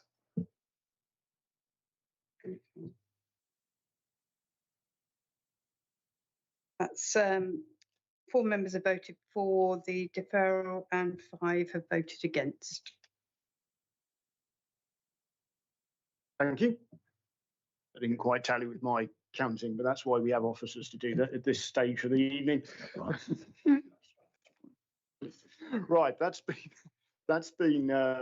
has been lost. So we shall now move back to our recommendation on the order paper, which is for grant, subject to the conditions set out at the end of the report and the completion of Section 106, to secure the following matters. I am not going to read every one of those out because there are a lot of them, about 17, I think, but you can see them on the order paper. And they cover the issues that we have been discussing this evening, plus a few others. And then recommendation B, in the event that Section 106 agreement is not completed within 6 months of the date of the committee, or any longer if agreed, then planning permission shall be refused for the reasons set out at the end of the report, which will obviously be a lack of agreement. Are we all clear? This is voting for the order paper. Yes, on the order, subject to a legal agreement for Section 106. Right. And is it possible for us to at any point here, before taking that vote, to have any extra conditions or input into the S106 added, or if you would like to, then this is the opportunity to do it. That's what I thought. But I'm only going to allow you a reasonably short time to think about this, Councillor Smith, because we've been debating it for some time. So I'm hoping you would have had something up your sleeve. Absolutely. Well, that's the question as to what form that is in, because obviously we've already decided we can't do anything to guarantee the cycle path, sadly, but we might be able to put something in to improve the detail or process for incorporating in the S106 the detail about the demand response transport, if I'm led to believe that correctly.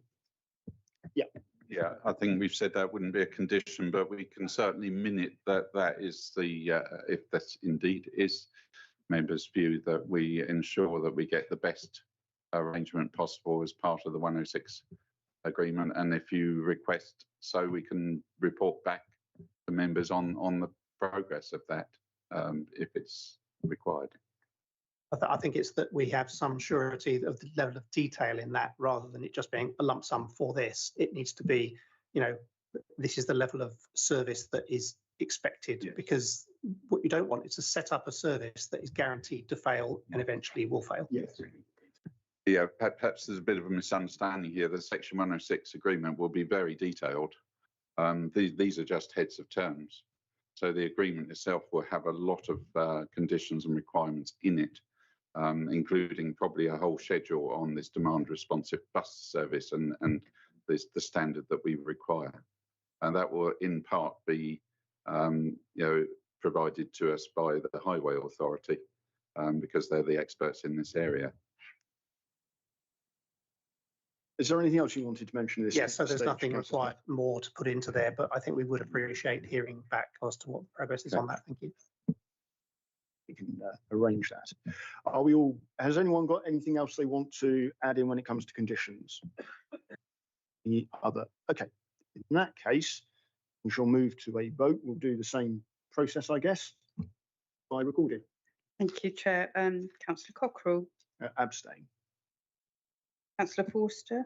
Against. Councillor Brown. Abstain. Councillor Makepeace Brown. 4. Councillor Jones. 4. Councillor Butler. 4. Councillor Smith. 4. Councillor Southern. Against. Councillor Wildsmith. 4.